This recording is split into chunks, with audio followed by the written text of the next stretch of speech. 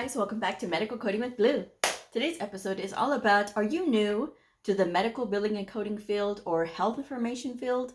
Here are some foot in the door jobs to avoid, and we will talk about some non-money realistic salary expectations. If you are brand new to my channel, welcome. I am Blue. I'm a medical coder. Okay guys, let me address something first. When I say realistic non-money talk, now, on my channel, I have never discussed actual salary figures for anybody getting into medical coding or medical billing or health information. I never have and I never will. The reason for this is because what you may think is not a good starting salary, somebody else may think is a good starting salary. And there's a lot of these schools out there and people that are just trying to push programs that talk about money and they push the money. So then people stop focusing on what they should be focusing on, which is the coding and learning the coding and being proficient with medical terminology and anatomy. And that's the things that I talk about here. I talk about the career field. I don't talk about all the other little draw things, because when you are pursuing something and you really enjoy it, which I think that if you are pursuing this, you should enjoy it, because it is a lot. And it takes a lot of endurance. It takes a lot of focus and concentration. That's what it takes a lot of. And if you are distracted with something like money, you're never going to be satisfied. Okay, so I'm going to talk about a little bit more, in depth into the video, but I just wanted to say this. I'm not going to give any specific, figures. You can get those figures from the Department of Labor or the Bureau of Statistics. You can look that up, because every place in the US pays differently. And so that's another reason why I tell you guys it's important for you to look at that website, so those websites, so that way you can find out what's fair in your area. Okay, but this comment inspired today's show, so I'm gonna read it and then here we go. So the viewer says, thank you for this informative video. I have a question. I currently have an associate's degree in health information technology, and I will be taking my RHIT in February 2025, and after that I will take the CCS again. I just got my foot in the door job as a patient access representative at a hospital. I have also reviewed a HEMA's salary guide chart, and I also know that location plays a role, but how do I avoid being shortchanged in my salary?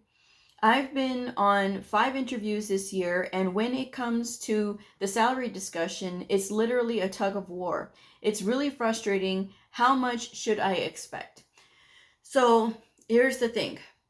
This person has a degree. They have a degree in health information technology. And the thing about that is you've already spent a lot of money up front. Getting your education. For whatever reason, sometimes people are told that yes, you have to have a degree to get into this field. That is not true, because what you need is a certification depending on what you want to do. And this person didn't say what they want to do, but typically the degree holders, the people who hold the RHIT, the people who hold the RHIA, people who have gotten their associate's degree or their bachelor's degree, these are for our leaders. These are typically not coders day to day, because that's not the concentration of those degree programs. So already you're coming into the field, already you want a good starting salary because you've been to college. Okay, so here's the thing. When it comes to that, when it comes to your salary expectations, you feel like it's a tug of war. You are entering into a brand new industry to you. Okay, because nobody that has any kind of experience would ask these types of questions. So you're coming into a brand new industry where you're going to have to learn. Where you start on the salary range is not where you will stay. Where you start on the salary range is not where you will stay. What happens is when you get in your first job, which this person's already going into the wrong first job, because patient access is not going to use the skills that you earned when you're in the RHIT program, right? Or the associate's degree program for health information technology. You're not going to use those in any way at all, because this is what the The essential job responsibilities for a patient access representative, and this comes from Indeed. I'll leave this in the description box below. But their essential responsibilities, for people who don't know what a patient access representative does, they greet the patients and their families when they arrive to the admissions center. They collect information including health history, billing and insurance information, and primary care provider information. They prepare documents for admitting and discharging patients from the hospital, entering information into the hospital database and ensuring accuracy of patient records, communicating information with hospital staff, and then educating patients and their caregivers on hospital policies, admission and discharge procedures, and visitation schedules and clinical protocols. So that already tells you this is somebody who works the front desk for a hospital, basically. And they're greeting the patients, they're bringing them in. You do not need a college degree for this. This is not the best way to get your foot in the door just because you have a degree. And you say, well, Blue, I just want to do anything just to get my foot in the door. I'll talk about some positions that you should be applying for instead of this one. Because here's where it says job requirements, a high school diploma or a GED. This automatically tells you that this position is not a technically trained position. Not like somebody who's gone through a degree program, not like somebody who's gone and gotten a certification in coding, okay? This is somebody who has graduated high school or has a diploma or a GED, right? And it says experience as an office assistant, clerical or clinical administration role preferred. And then here it says associate's degree in clinical administration or related field. Why? You're not using your skills. The skills and the jobs that you should be applying for that would use your skill would be, of course, medical biller. You know, it's anything in the revenue cycle, you can do that. Release of information. Now, although release of information, you're thinking, really? Release of information does require you to know a lot about, you know, the laws and protecting private health information and that kind of thing.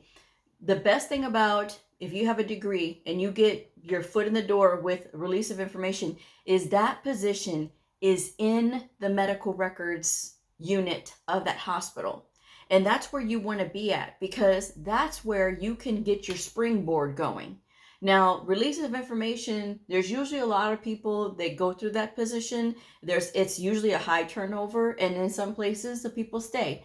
But they're able to use that position to move up and to make those connections. That would be the best place for you, because, you know, going into release of information, you're using HIPAA, you're using your knowledge of, you know, records and everything that you were trained on in the degree program.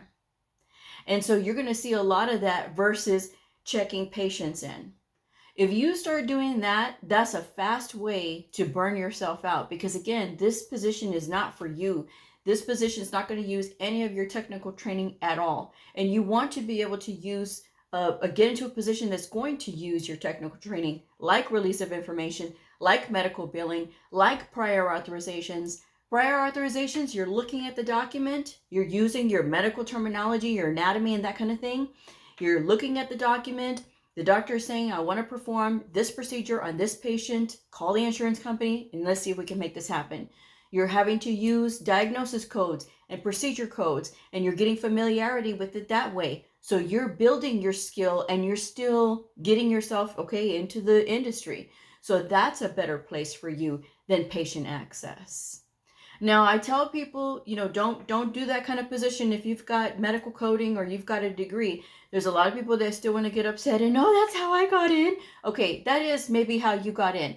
But for the people that really do a good job in those types of positions, do you think that that organization is going to move you because you say that you want to do coding or you want to get into the health information management side? Do you think they're going to move you if you are doing a good job?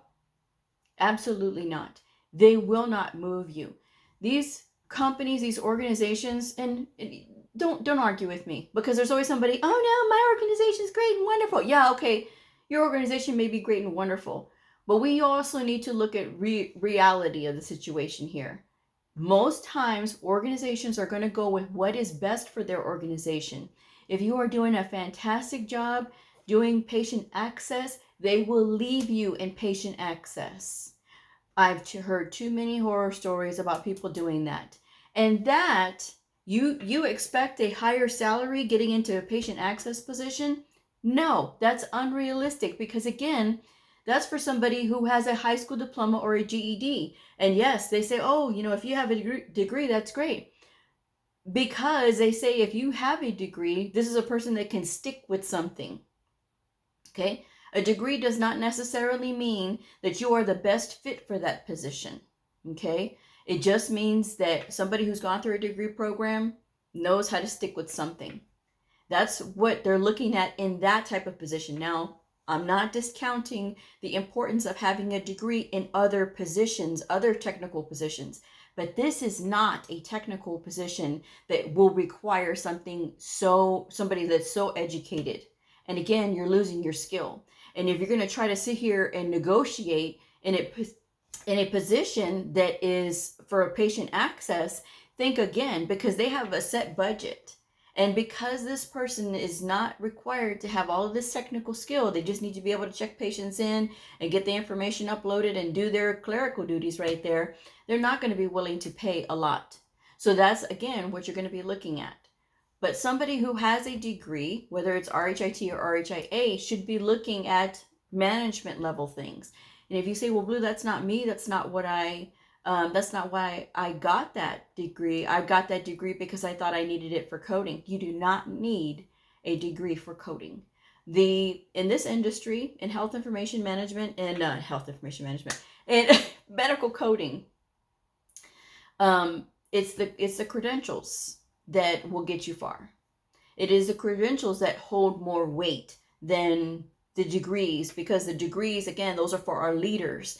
And that's where those things hold more weight. The credentials don't hold as much weight in the management positions because you have to have the degree. And again, it's the same thing. I get okay, slow down, Blue. Okay, so it is the degrees that it's not going to mean as much, because in the degree programs, the coding portion of those programs is very small. I mean, it is almost an afterthought how the degree programs, the associate's degree or the bachelor's degree, they don't put much emphasis on the coding. Because again, that is for the coders. They are supposed to be our leaders, these people with these degrees, okay? Now, I only tell you guys to get into these positions that will help you with your skill, or they will help you to get around the people that you need to be around, because I don't want you to lose any more time getting into this position. And a lot of people will get stuck in a position like this because, oh, I've gotten my job, it's real easy, but you're not building on any skill, are you? If you were listening to me doing, like I said, and starting off in prior authorizations, you're building skill. You're building your familiarity with looking at documentation and abstracting diagnosis, abstracting procedures and that kind of thing, because, okay, this is what we want to do, and here's all the proof that we should do this. And then you're talking to the insurance company. So again, that's helping you. And I mean, of course, there's always the revenue cycle and going into billing first. When you do that, you go into billing, you're seeing the whole revenue cycle like at the end, right? Because you're doing all the processing of the insurance and that kind of thing. So, and you're seeing all the codes. You're seeing the denials. You're seeing which insurance companies deny what. You're seeing them say, okay, well, we don't approve this, we don't do that, and we need this modifier, we need this procedure code. So you're going to know all of that stuff based on working with the insurance company, and that's going to build on your skill. That will build on your skill. But again, getting into positions like patient access, and it is such an important part of the whole hospital process, yes, but not for somebody who has all of that education. Because you will not be able to negotiate a comfortable starting salary in this type of position. The same thing for appointment scheduler, right? Or scheduler, patient appointment scheduling. Don't get into something like that because you want to burn yourself out real quick. You just wait till you get on the phone with them people and they're trying to schedule appointments and they're upset and they're mad. You're dealing with these patients, and these patients, they're sick. Some of them are confused. Some of them, they're overwhelmed. They already don't feel well. Do you want to spend your time with patients? No, that's not why any of us gets into health information or medical coding, is so that we don't have to deal with patients. Our audience is the providers and, everybody else that helps them. That's our audience. It's not the patient side. Okay. So that's something that I want you guys to keep in mind. And, and then it says here, additional job requirements: strong organizational and administrative skills, excellent interpersonal and communication skills, proficiency in word processing programs and data entry, ability to take on multiple tasks and maintain attention to detail, and then ability to work in a fast-paced hospital environment. We all know that a description like this means that this is a stressful position. It is a stressful position that does not require technical training. They just need somebody who is friendly and can be able to do all of these tasks and keep up. But again, to get you going and to be able to apply your skills and to be able to exercise all of those things, because trust me, you get into a position that is a holdover position or a foot in the door position until you can get to the position that you want. It's really easy to stop. And a lot of people stop studying. Even though I tell them how often are you studying? Because they'll come to me and they'll say, well, Blue, I've been in this position for a year, but I stopped studying coding, but I really want to get into the coding. Okay, so if you really wanted to get into the coding, you wouldn't have stopped studying, right? I mean, that's just me, because if I have this skill and if you don't use it, you lose it. I talk all the time about how to maintain your skill and get back to those workbooks and get your coding manuals and look over the guidelines and listen to the guidelines or read the coding guidelines, so that way you can stay up on those things. You can still apply while you have a job. If it's something that you don't want to be in too long, whether it is the billing or the revenue cycle, risk adjustment, even risk adjustment, you could be in for 3 or 6 months and make it a short stay. And again, you're starting to build your skill. You're starting to build into, okay, this is what this means. This is how the electronic health record works. And if you wanted to get into coding, that's a good place to start, but not a good place to stay. Because the people who stay in risk adjustment positions are not studying. Often, they are not studying the procedures part. They lose their evaluation and management skill. They lose their procedure skill. So those are the things that you want to be aware of. And sometimes employers will say, if your experience has only been in risk adjustment, this does not count as experience. But like I say, those are for the long haulers. Those are for the people who have been there for years. But if you're only there for 3 or 6 months, that's a good thing. Okay, hey, I just started in risk adjustment and I've been here for 3 months, or I've been here for 6 months, and I just wanted to kind of get my bearings, because it's a lot. But I wanted to be prepared for a position like this that's doing procedure coding, E&M coding, and that kind of thing. And that's a great way to kind of like get my foot in the door and get started. And so that's why I wanted to continue on to this position. I've been studying. You can tell them all the things that you have been doing to maintain your skill. And they will give you an assessment test, so that way you can, display those skills. Because it's more than about just talk. You have to actually show what you can do. So that's something that you guys have to know when it comes to, getting out of that part there. And you can't easily give up when you're out there applying, because it's going to take more than 5 positions that you're applying for, more than 5 interviews, more than 100 applications out there, more than 200 applications sometimes, more than 300 applications. And then depending, that number gets higher and higher based on the quality of your resume. I always talk about resumes. I have several videos on my channel about tips for resumes. Now, I have always said that if you have on your skills list, organized team player, I'm rejecting your resume, because that's not what needs to be there on your skills list. Your skills list should be all the the hard skills that you learned in the school. Because you'll see that even in the job listings, ICD-10-CM, ICD-10-PCS, if you had that, CPT, Hicks-Picks, medical terminology, anatomy, and pathophysiology. And keep this in mind. These resumes run through ATS readers, right? So this is AI, and it is a dumb product. Why do I say it's a dumb product? Because it is looking for specific words that is entered in by the organization. These are the words we're looking for. These are the things that this program needs to be looking for in this document. This is why I say, so if you are putting ICD-10-CM/PCS, a lot of you are getting rejections and you don't know why. Because the ATS reader is looking for ICD-10-CM, ICD-10-PCS. If it sees ICD-10-CM/PCS, this is something new. It doesn't recognize it. So it's saying this person doesn't have the skill that you need. You know, a lady got upset with me for saying that. Oh, it's not, you're just being punitive when you say that. No, I'll put my record up against anybody any day of the week because I'm a professional resume writer and I know what I'm doing. And again, when you have a good resume and you send it in, and let's just say that the ATS reader says, okay, you got it on there, but it's still not showing what we need to see. So it rejects you right away. You take your resume, you print it off, and you send it in.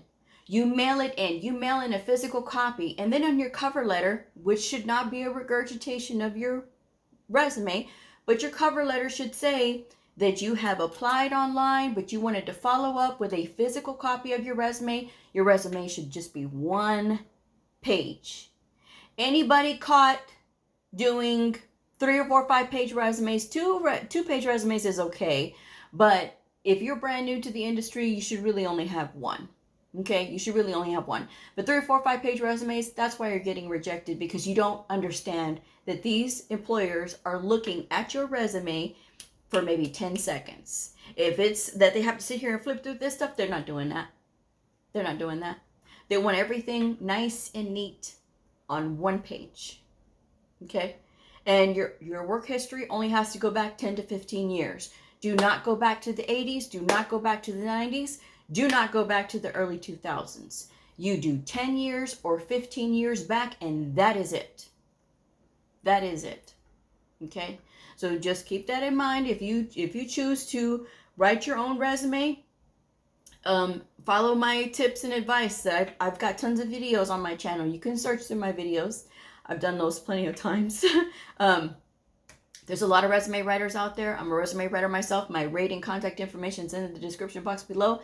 There's a ton of resume writers on LinkedIn as well. But you got to be careful, because when you select a resume writer, you want to make sure that they know about our industry and they're not just somebody who is going to give you just a basic resume because they don't know what we do.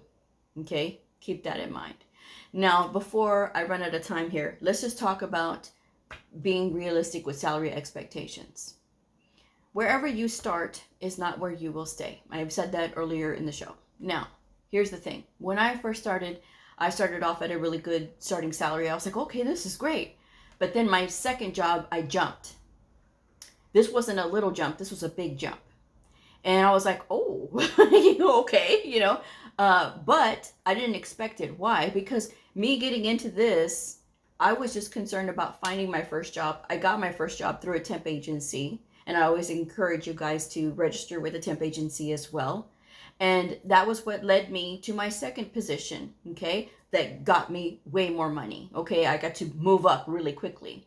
And then I was only there at my second position for like 8 months, and then I made it here to my forever home with another pay jump. So if I had been so consumed with, oh my gosh, the starting salary is okay, but it's not the greatest, and I have all of this education, if I had, and I'm going to hold out for another place, if I had have done that, I wouldn't have gotten my second position. What I did was I accepted it, and I was like, okay, well, this is a great starting salary. I can accept this because I don't know anything about this industry. I'm still new. And that second jump, I was like, ooh, you know, I got rewarded because I wasn't concerned with the money. When you're not concerned with money, the money will follow you. When you are not concerned with money and where you're starting, it will follow you. I always go back to the story about the nurse. She did my independent study. She was a nurse, wanted to get out of the bedside. She went through my independent study. She told me that her ultimate goal was to get to CDI. So she got her medical coding certification first because she listened to me. And she said that her first job, she felt like, she said she knew she was going to take a pay cut from being a nurse. But she said, you know, Blue, the way that I looked at it was, this is paid training. And so quickly, and I mean quickly, within 2 years, she now is a CDI. She now makes more money than she did as a nurse. All because of how she looked at it. And she followed my advice. She listened to me and things like that. Okay, I'm going to follow it. She followed it. She was successful. She passed her CCS and she got her CDI credential as well. So again, guys, she's where she wants to be because she wasn't concerned. And now she makes way more. And it's the same thing that you got to do. So don't foo-foo the salary right away. And don't get yourself into these positions that they're going to pay low. Because people who do these positions like the patient access, they're very important. But they're often not compensated the same way as somebody who has a degree would be compensated. Okay? And so every place that you go is just filler for your resume. If you want to stay there for a few months and continue to apply at a place that's going to pay you a little bit more and a little bit more and a little bit more, that's totally fine, guys. You can do this. And sometimes it's going to take that you have to maybe work something else and do something else in the meantime, in between time. And that's totally fine. Because that's the economy that we live in right now. So just keep that in mind. I'm not, don't laugh, it's not funny. It's not, I'm not laughing out of humor. I'm laughing out of just like this. It's just fatigue, guys. It's fatigue that we're in, that everything's high and groceries are expensive, gas is expensive, homes are expensive, rent is high. That's what this is. So don't mistake my actions and my mannerisms as that I'm laughing about the situation, because it is not funny. But this is the reality of the situation. And people need to toughen up. I will say that. I don't care who gets mad. People do need to toughen up because this is life. And if you don't enjoy what you do, that's going to be something that you bring with you to work. And you're going to try to make everybody else miserable. All because you're unhappy because you don't know. Rather than let's go with the flow. Let's just go with it. Let's just see where it takes us. And I told that lady that position is not going to use her skill. So I hope she listens, and I hope she starts applying for release of information or for medical billing or even for medical coding. She could even do that, or the risk adjustment coding. Something else that's going to use her skill. It's the same thing for all of you guys. If you're going to get into this field, avoid those jobs. Do not volunteer. I've told y'all that too. Don't volunteer, because we work in a multi-billion-dollar industry. They can afford to pay you. Okay? And if you say, well, Blue, I got started here and it doesn't pay enough, get your skills and move on. Don't stay there. Don't stay because it's comfortable. As you were able to find that job, you will be able to find another job and an even better opportunity. Okay? But you keep moving. But as you move, you make sure that you're improving yourself, you're improving your skill, and you never stop studying. That's just my advice anyway. So with that said, I'm going to go ahead and wrap this one up. But if this video helped you, please like, subscribe, and share. And I'll see y'all again. Bye.